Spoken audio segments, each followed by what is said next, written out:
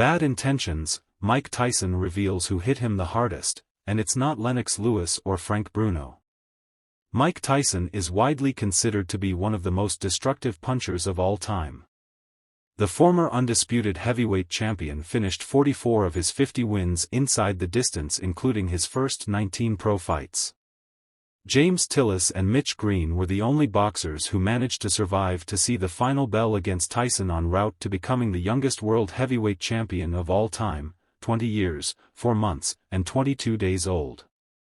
He blasted out Trevor Berbick inside 2 rounds in November 1986 to complete the incredible feat, and less than a year later he unified all 3 major sanctioning body belts by battering James Bonecrusher Smith and Tony Tucker.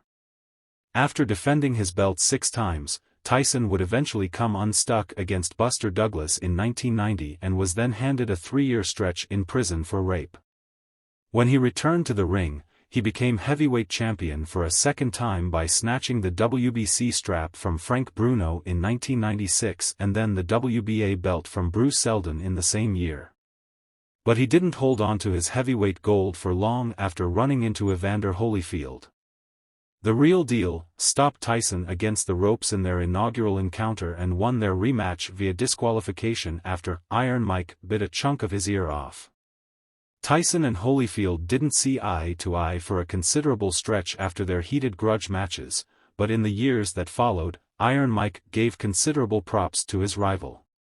During his Best I Faced feature with Ring magazine in 2014, Tyson named Holyfield as the biggest puncher he had shared the ring with. Holyfield. He threw terrific shots with both hands and with bad intentions, he said.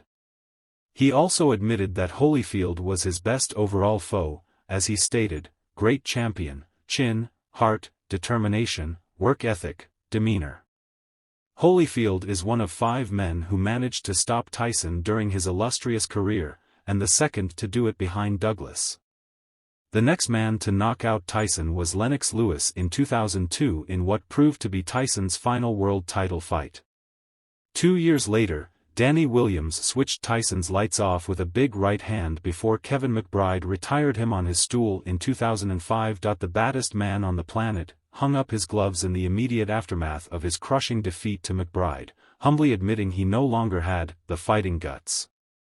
Yet 19 years later, Tyson is set to return to the ring against YouTuber-turned-boxer Jake Paul. Tyson recently celebrated his 58th birthday while Paul is in his physical prime at 27. Given the staggering 31-year age gap, the expectation was that their November 15 showdown would be an exhibition bout. However, the Texas Department of Licensing and Regulation has sanctioned it as a professional contest under their auspices.